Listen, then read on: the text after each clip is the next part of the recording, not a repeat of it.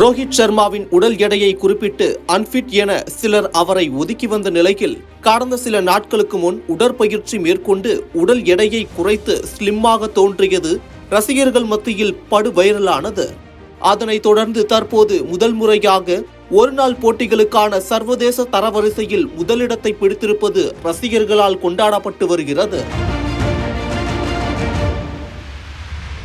2007ஆம் ஆண்டு அயர்லாந்து அணிக்கு எதிரான போட்டியின் மூலம் ஒருநாள் கிரிக்கெட்டில் ரோஹித் சர்மாவின் சர்வதேச பயணம் தொடங்கியது.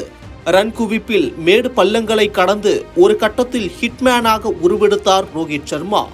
இந்திய கிரிக்கெட் அணியின் முன்னாள் கேப்டன் ரோஹித் சர்மா இந்திய அணிக்காக கேப்டனாக T20 உலகக்கோப்பை, சாம்பியன்ஸ் டிராபி தொடரை வென்று கொடுத்த ரோஹித் சர்மாவின் கேப்டன் பதவியை ஆஸ்திரேலியா தொடருக்கு முன்பு இந்திய அணி நிர்வாகம் பறித்தது. 18 ஆண்டுகளில் முதல் முறையாக ஒருநாள் போட்டிகளுக்கான சர்வதேச தரநிலையில் முதலிடத்தை பிடித்திருக்கிறார். 7 மாத கால இடைவெளிக்கு பின் ஆஸ்திரேலியாவுக்கு எதிரான 3 போட்டிகள் கொண்ட ஒருநாள் தொடரில் களமிறங்கிய ரோஹித் சர்மா 202 ரன்கள் குவித்து தொடரில் அதிக ரன்கள் எடுத்த வீரரானார். இத்தகைய ரன் குவிப்பு தரவரிசை புள்ளிகளை அதிக அளவில் அதிகரிக்க செய்தது.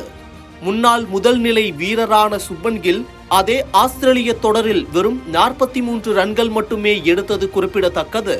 ICC தரவரிசை விதிகளின்படி வீரர் தொடர்ந்து விளையாடாமல் இருந்தாலோ அல்லது மோசமாக செயல்பட்டாலோ அவர்களின் புள்ளிகள் குறையும். சுப்மன் கில்லின் இந்த சரிவு ரோஹித் சர்மாவின் முதலிடம் செல்வதற்கான வாய்ப்பை வழங்கியது. ICC தரவரிசை என்பது 3 ஆண்டுகள் வரையிலான வீரர்களின் ஆட்டத்தை அடிப்படையாக கொண்டது.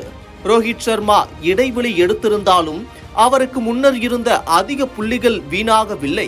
மாறாக அவர் பெற்ற புதிய அதிக புள்ளிகள் வீழ்ச்சியடைந்த போட்டியாளர்களை உடனடியாக முந்தி செல்ல உதவியது.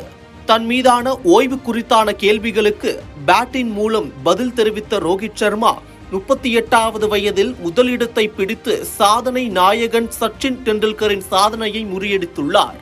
38 ஆண்டுகள் மற்றும் 182 நாட்களில் இந்த சாதனையை அவர் எட்டியிருப்பதன் மூலம் ICC தரவரிசையில் முதலிடம் பிடித்த மிகவும் வயதான பேட்ஸ்மேன் என்ற உலக சாதனையையும் அவர் படைத்துள்ளார் என்பது குறிப்பிடத்தக்கது. மேலும் இந்திய அணி அடுத்ததாக சொந்த மண்ணில் தென்னாப்பிரிக்காவுடன் அடுத்த மாதம் ஒருநாள் தொடரில் ஆட உள்ளது.